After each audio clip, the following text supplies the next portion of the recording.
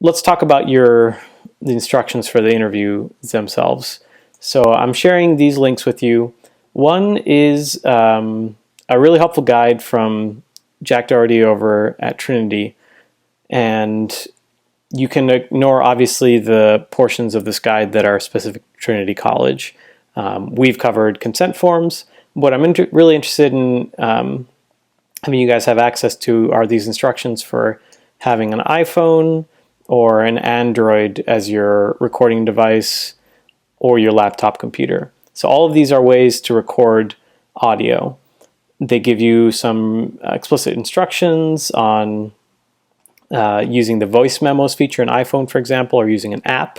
There's great cheap apps to download if you're going to be doing more interviews in the future. Be a wise investment. And then a free recorder as well for Android.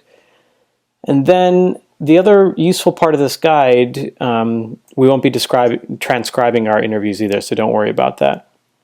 But the portion at the very bottom about confidentiality, you can also ignore. But make sure you're paying attention to these instructions, especially the instructions here of connecting to your computer with your iPhone and getting the voice memos off of your iPhone. Then, if you run into any kind of trouble, there's this link that gives a little bit more detail on how to get voice memos off of your iPhone if you're having trouble with that, but it should be fairly straightforward. And then we have instructions on how to upload audio to YouTube. So many of you have probably uploaded content to YouTube before or have a vague idea of how it works. Here's some explicit instructions on how it works. And if you take a few pictures during your interview or afterwards, you can stage them as well, or you can just have an image that relates somehow to the content of the interview. You can overlay that image while the audio is playing in YouTube. So YouTube is going to be our kind of default way to share the interviews with one another, with us. But if you have experience with recording interviews and sending them, I'm happy to take them in any kind of format that you come up with, as long as you are getting us something that we can listen to and is easily accessible. The nature of this class is that we don't see each other in person, so it's hard for me to provide specific instructions based on everybody's individual setup.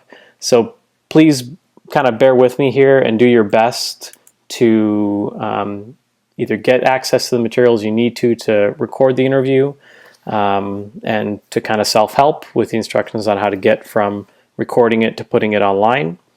But if you have exhausted all of your options, you've done some Googling, and you're not able to figure out what the next step is, please do send me an email, and I will do my best to help you out in getting you squared away to share the interviews with us. Let's talk a little bit now about the actual interviews themselves. You can be very familiar with somebody. Many of you have chosen to interview family members, and they can be a great public speaker, but it's surprising how in a one-on-one situation, when somebody has a microphone in front of them, they kind of get to they get tripped up. The best way to handle this is to kind of use your own intuition on how to get them comfortable, but really getting them comfortable is where you want them at. So either that can happen through small talk or some warm-up questions that relate to the kinds of things you're going to be asking in an interview but are slightly tangential to them. Or just stopping and asking them if there's anything that you can do to make them feel more comfortable, or if they want to try again. So patience, trying to make them feel comfortable, getting them talking, those are kind of some solid tips to help them give you the best interview that they can. The other problem that a lot of novice interviewers get into is not letting their interview subject speak for themselves.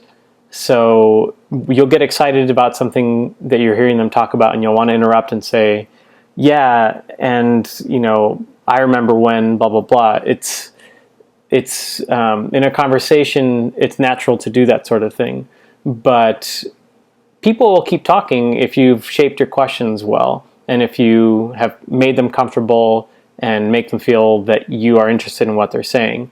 So even if there is a lull and it seems like they're still thinking about what they've just given you an answer to, don't jump in with the next question. Let them keep talking. Let them reflect. Let their eyes, kind of go into their memory and see what they come up with. The last part is, if you feel like you're close to getting them to where you want them to be in terms of topic or the kind of statement you want them to make about their opinion on something, try restating your question in another way. Don't make it a leading question, like that they have to agree with the way that you're framing the topic, but try asking the question again, but in a slightly different way. Or asking them, would you then say X or Y? Or just ask them, can you tell that to me again, but in other words? Or could you tell me more about what you mean when you said X or Y or Z? So those are some tips to keep them talking and to get them maybe to a place where the interview seems to be dancing around and you really want them to talk about that one thing.